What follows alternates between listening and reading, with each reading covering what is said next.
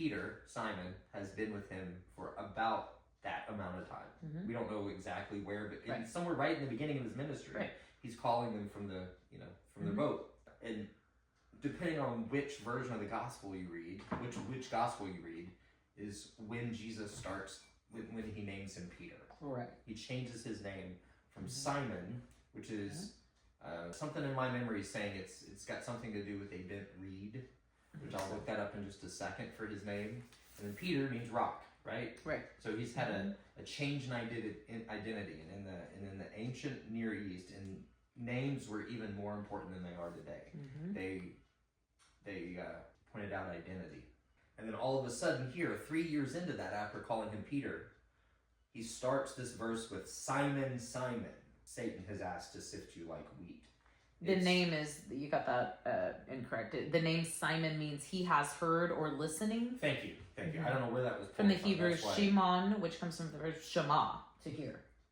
Got it. Okay, so he has heard listening. So maybe there's something there. Which calling him as a listener, listen to me, but I don't know. Because in verse 33, it turns right around and responds, Peter said. Yeah, so because you and I have talked about this before. Because I think, and this might be total eyes to Jesus, I don't know, but Simon, Simon, Satan has asked to sift each of you like wheat. Satan claims our old names and our old identities. He's saying, keep your new identity and don't follow at a distance, because here later on, then he follows at a distance, right? But he's saying, but I have pleaded for you in prayer that your faith won't fail. And then he calls him, like you said, then he calls him Peter. So I think what he's doing is he's saying that if you're being sifted like wheat, you're in your old identity. Satan is calling you Simon, and I am calling you Peter. Yeah. Verses 31 through 33. That's what was sticking out to me. In that, we've all, I don't know about we've all, but I've had a Peter story. A lot of people have had a Peter story. A lot of people that have followed Jesus at some point, and were certain that they would never let go of that. Let go of it. Oh yeah. Me too. You and I both met Jesus, then walked away from Jesus. Fell in absolute love like a freaking maniac and walked away. Like, just like this, like saying, I will never leave. Yes. I will and never then the next deny. Thing you know, you're the rooster's crowing. Calling yourself an atheist. From that story, from one end to the other, and then for Peter to come back and spent presumably the rest of his life is, if it can happen for one, it can happen for many. Right. And it's happened for me and you. And we find out so much of what Peter was letting go of later through Acts, through even through Paul's writings when he's talking about Peter, through Peter's own writings. We read yesterday he eventually was called out and let go of his professional Christianity. He was let go of his acting like a chameleon and his lukewarmness and all of the things that we faced. But it was a lifetime of growth, right? So I think that's where we're at, and that's good. It's it's much more, I don't know, it's much more true to have the struggle. Yeah. Yeah. There's lots of I've said it before in business. If I meet a business person, or honestly anybody that is certain that they guarantee or they have a certainty, I question that. Yeah. I feel like if I'm just certain and I'm just going along and I'm just nodding and agreeing and oh yes, then where's the, I've been in a marriage like that where everything was just kosher, just kept peace, just kept agreeing, just kept going along. Yeah. But there was no passion in it. When there's no struggle and there's no doubt and question and yearning and seeking, there's no, there's no life in that. Peter popping up with the bravado has I don't know, it's got the feeling of false strength. Yeah. And I don't know, we've been there in our lives in a million different ways where you're so 100% certain about your ability to hang on to your passion in a thing. Obviously, passion wasn't enough to sustain Peter's got passion. He's got passion coming out his ears. He's like, I will die for you. That's passionate. Yeah. You know, so passionate's not enough. It's an identity issue. All along through this, through the gospel, a couple of themes have been playing along. One is servant leadership, right? That leadership is flipped on its head. That following God isn't what you think it is. That it's not about gaining status and being out front. It's leading from behind.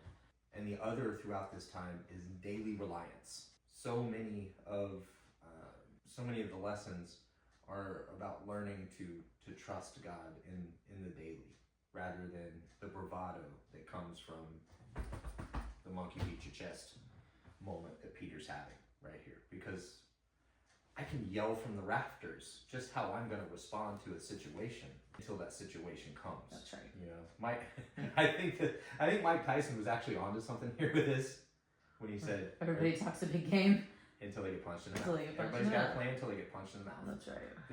This was Peter's punch in the mouth. This was Jesus warning him, Simon, your old ways are going to come back up. It's not the end when that happens. Yeah. Jesus is telling us the same thing today. Our old ways come up. You posted about that yesterday. Or was it yesterday? Yeah, it was just yesterday you posted about you're fucking welcome, everybody. Welcome, yes. I exist. Welcome, I'm so great. Welcome, I don't punch you in the face. Welcome, I don't give you what you deserve. Yeah. Ooh, that was me for a long time. It's the same bravado, you know, and that bravado, and that doesn't. So that was my take. And the only other thing that really, can you go to the beginning? I just real briefly want to look at the timing of Luke, the authorship of Luke, and the purpose of Luke as your study Bible says. While you're doing that, the only other big thing that jumped out to me is Jesus' prayer. I think we slide past verse 42 a little bit. Father, if you are willing, please take this cup of suffering away from me, yet I want your will to be done, not mine. That begging for it to go away. We saw that yesterday in our reading. We saw that in other chapters. I think we slide past it. We look at it as going through the motions.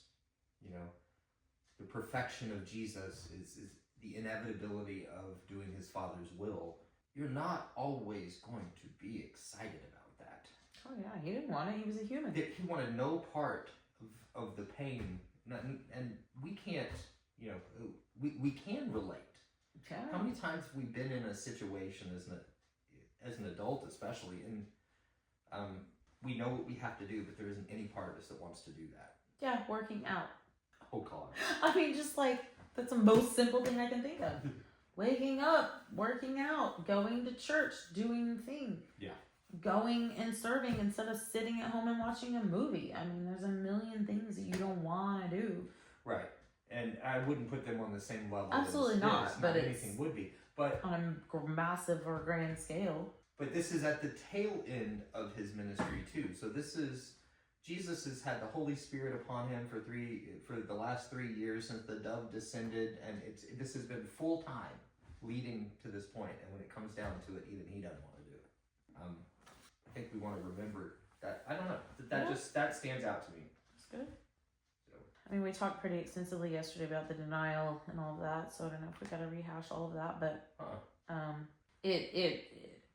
the couple of things about that betrayal and arrest that stick out to me is verse 53.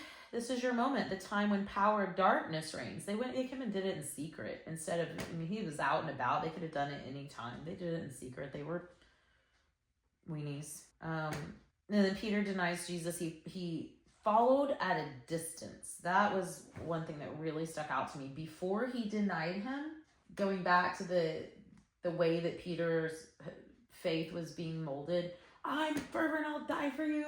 He's told, no, you're going to deny me. No, Lord, no. But when the shit really got hard, when Jesus went, quit cutting off his ear, I'm going to go now, Peter went, oh, this is a dangerous situation. I'm going to follow at a distance. I'm going to distance myself. How often are we tempted to do that? I'm going to pull back just a little. Yeah. And then deny. Yeah. And he wept bitterly. If he'd leaned in, yeah, he might have been fulfilled and been killed right along with him like he said he was able. He might have been able to, who knows what would happen? We don't know because he decided to pull back.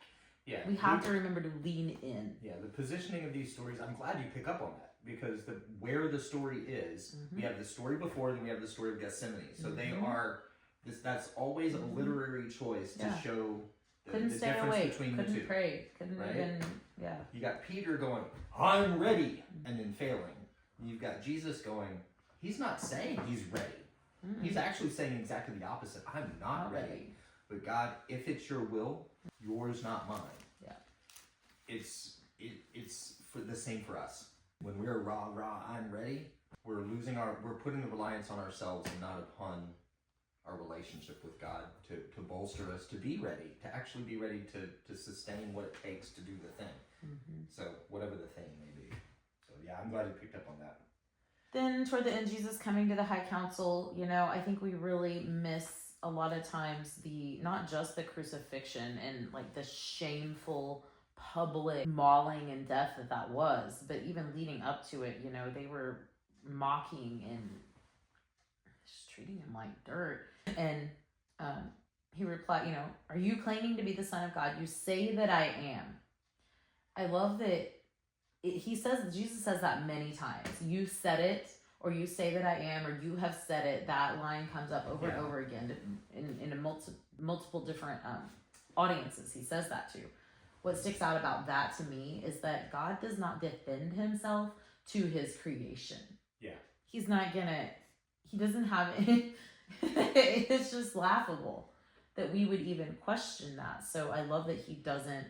And again, that's his nature. In his nature, he is, I am, I always have been, I always will be. I am an infinite being. You've said it. You're my creation and you've said who I am. I won't defend that.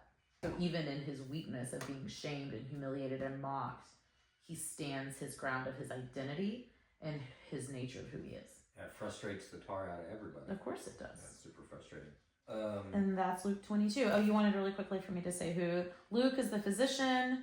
Obviously we knew that. He's the most honorable, the audience, he addresses it to the most honorable Theophilus. While it probably was a real person, known to Luke, the name means friend of God. So it's appropriate in a broader sense, since it's been read by millions. The date is uncertain, actually. Many scholars believe it was written shortly before Paul's death, around AD 64-65. Some people think it was written as late as the late 60s. Could have been as late as AD 80. So sometime between late 60s and AD 80. Gotcha. Roman Empire, throughout the land of Israel. Christianity was originally what? Sect of Jewish religion. This is under what was happening. Through the preaching of Paul and other apostles, Gentiles were converted and formed many churches throughout Rome.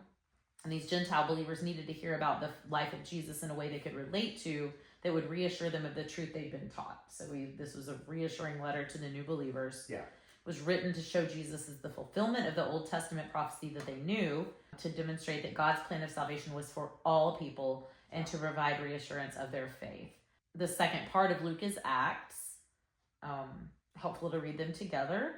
So Luke is a gospel for those shunned by society, including those rejected because of their sins. In this gospel, we read of the Good Samaritan, the tax collector, and all those stories. So Luke gives the most attention to women in the life of Jesus. There we go. So, yeah, that's Luke. That was Luke 22. You want to hit to stop on that so you can... Because we still got John. Yeah. 13. On 13. And that was 20.